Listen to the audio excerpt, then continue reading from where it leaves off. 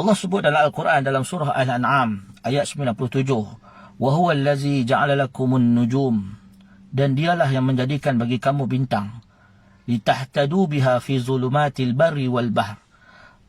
Wa huwa allazi ja'ala lakum, dialah Allah yang menjadikan bagi kamu an-nujumah, bintang-bintang, litahtadu, untuk kamu mengambil pelajaran atau mengambil petunjuk, litahtadu biha, untuk mengambil petunjuk daripada bintang-bintang tersebut, fi zulumatil barri wal bahr, di dalam kegelapan waktu malam di darat dan di lautan. Maka dalam Al-Quran Allah Subhanahu Wa Taala menjelaskan tujuan dijadikan bintang-bintang itu sebagai petunjuk jalan pada waktu malam, ketika di daratan dan ketika di lautan. Kerana tidak ada sistem GPS, tidak ada sistem teknologi GPS atau gelombang atau sistem satelit pada zaman dahulu, dalam tempoh ribuan tahun dahulu, maka menyebabkan manusia terpaksa berpandu kepada bintang dalam mengambil arah perjalanan ke timur atau ke barat. Ketika zaman belum ada kompas untuk bermusafir dari satu tempat ke satu tempat, maka mereka menggunakan bintang dan panduan cahaya di langit waktu malam sebagai petunjuk jalan. Maka sebab itu pada zaman dahulu, bintang-bintang ini sangat berperanan dalam memandu jalan. Namun ada sekolongan manusia yang ghulu, yang melampau, sehingga ke tahap menjadikan bintang-bintang itu sebagai ramalan dan pergantungan untuk menentukan nasib diri. Maka inilah yang dikenali dengan ilmu astrologi, ilmu ramalan bintang yang dilarang dalam Islam. Manakala ilmu mengkaji bintang, sains tentang bintang-bintang dan langit dan cakrawala yang disebut sebagai ilmu astronomi, ini tidak dihalang oleh Islam. Jadi ada dua ilmu. Astrologi, ramalan bintang, ini haram.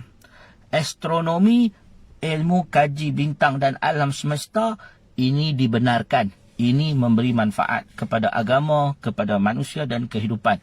Yang ini dibenarkan. Astronomi tidak salah.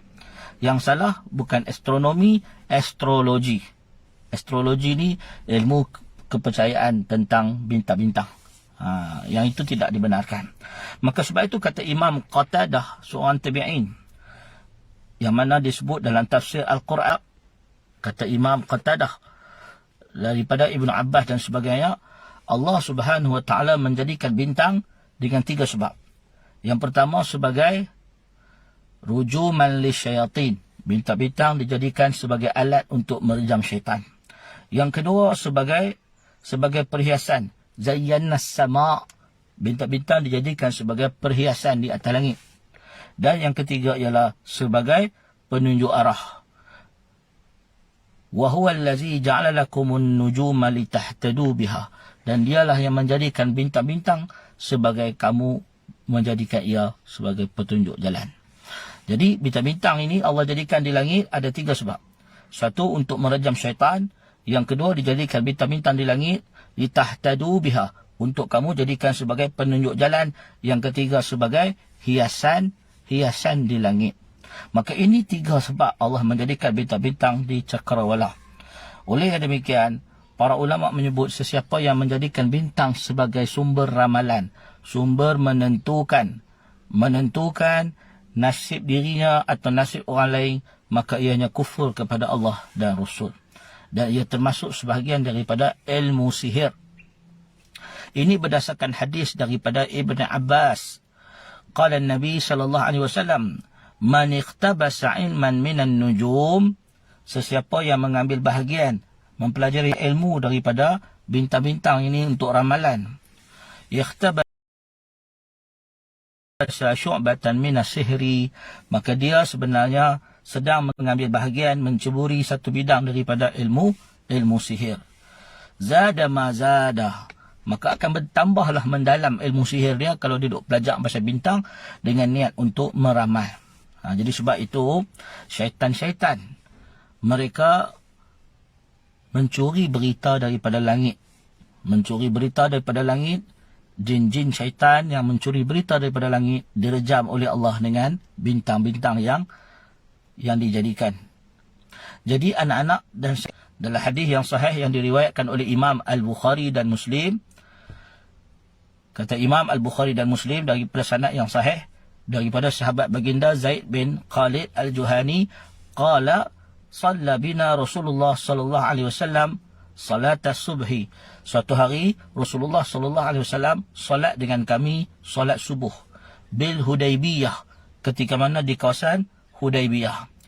Fi isri sama kanat min al-laili falamma insarafa aqbala 'ala an-nas faqala hal tadruna madza qala rabbukum qalu Allahu wa rasuluhu a'lam. Yang bermaksud baginda sallallahu alaihi wasallam solat dengan para sahabat di Hudaybiyah selepas hujan turun pada malam tersebut. Malam tu malam hujan. Malam baru hujan. Nabi SAW pagi subuh tu Nabi solat dengan para sahabat. Lepas solat dengan para sahabat, Nabi menghadap kepada para sahabat. Lepas sembahyang, Nabi pusing, Nabi tanya para sahabat. Nabi kata, hal tadruna maza qala rabbukum? Tahukah kamu semua apakah yang disebut oleh Tuhan kamu? Kamu tahu tak Tuhan kamu ada berfirman sesuatu? Qalu, kata mereka, Allahu wa rasuluhu a'lam. Allah dan Rasul lebih tahu. Kami tak tahu apa yang Allah sebut. Qala, kata Nabi SAW, asbaha min ibadi mu'min.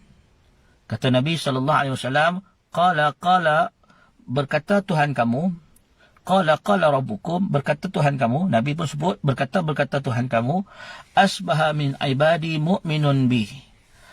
Asbaha bi min ibadi mu'minun bi wa kafirun. Fa amma man qala mutirna bi fadlillah wa rahmatihi fazalika mu'min. Fazalika mu'minun bi. Kafirun bil kawkabi. Wa amma man qala mutirna bi naw'i kaza wa kaza. Fazalika kafirun bi mu'minun bil kawkabi. Kata Nabi SAW, Allah berfirman dalam hadis kursi, asbaha min ibadi mu'minun bi wa kafirun. Di kalangan hamba-hamba aku ni ada yang beriman kepada aku,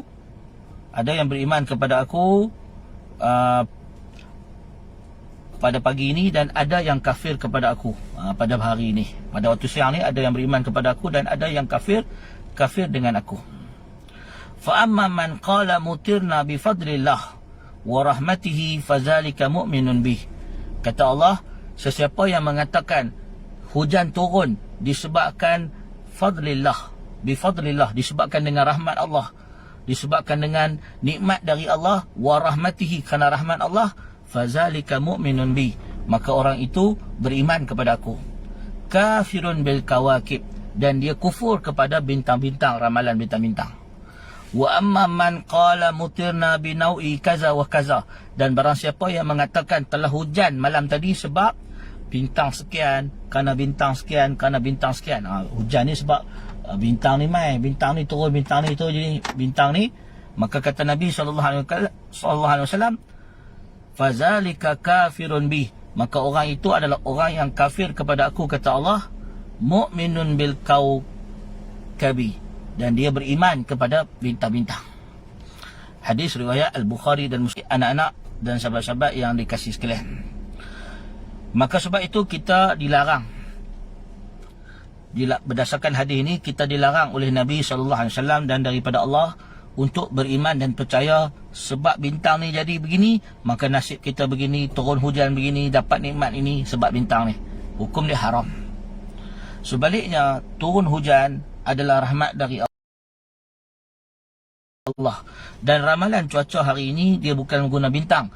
Mereka mengukur berdasarkan perubahan cuaca dan alam dan sebagainya. Ramalan bahawa hujan turun dan sekian tempat, maka itu dibenarkan kerana dia bukan berbentuk kepercayaan, tetapi berdasarkan sains, kajian, sekian-sekian anggaran. Yang itu tidak ada dosa, tidak ada masalah. Yang haram ni, yang Nabi tegur ni, orang yang kata ni hujan ni mesti sebab bintang tu, bintang suraya, atau mungkin sebab bintang zodiak ini, sebab bulan ni kita dapat rezeki macam ni kerana bintang ini. Yang itu adalah haram. Jadi syirik ni dipanggil syirik asbab. Syirik asbab. Apa dia syirik asbab? Iaitu syirik dengan menyandarkan sesuatu kepada selain Allah. Contoh, hujan turun ni sebab apa? Bukan sebab Allah, tapi sebab bintang ni turun. Ataupun aku kaya ni sebab apa? Sebab aku lahir pada bulan Ogos. Bulan Ogos ni bulan bintang dia, bintang apa, Sagittarius ke, Scorpion ke apa ke, kerana bulan ni lah aku kaya. Ini dipanggil syirik asbab, yang meletakkan suatu akibat ataupun sesuatu perkara atas satu penyebab yang selain Allah Subhanahu Wa Taala, maka hukumnya adalah kufur dan syirik kepada Allah, dan terbatallah amalannya serta terkeluar daripada seorang Muslim dan orang yang beriman. Jadi anak-anak yang dikasihi sekalian, kita hendaklah berhati-hati dengan perkara-perkara seperti ini. Jadi sebab tu kita kena faham bahawa Nabi SAW telah bersabda, man ata arrafan, siapa yang pergi tanya, man ata arrafan, siapa yang pergi tanya tukang-tukang ramal, tukang-tukang ramal, tengok bintang dan sebagainya, fasa'alahu an syai'in, pergi tanya tukang-tukang ramal ni, lam tuqbal lahu salatun 40 lailah, maka tidak akan diterima daripadanya salat selama 40 malam. Kata Nabi SAW, man ata arrafan fasa'alahu an syai'in lam tuqbal lahu salatun 40 lailah. Siapa-siapa yang pergi tanya tukang ramal tentang sesuatu, pergi tanya ya, tak percaya lagi, pergi tanya ya, maka tidak diterima solatnya selama 40 malam. Dan siapa yang pergi tanya tukang ramal, fasaddaqahu, membenarkan apa yang ditanyakan, faqad kafara bima unzila ala Nabi sallallahu alaihi wasallam, maka dia kufur terhadap apa yang diturunkan oleh Nabi sallallahu alaihi wasallam. Jadi pergi tanya orang yang tukar ramal, tanya ya, kita tak percaya pun kita tanya. 40 malam solat tak terima. Pergi tanya dan membenarkan, percaya apa yang dia cakap, maka kufurlah kepada apa yang diturunkan oleh Nabi sallallahu alaihi wasallam.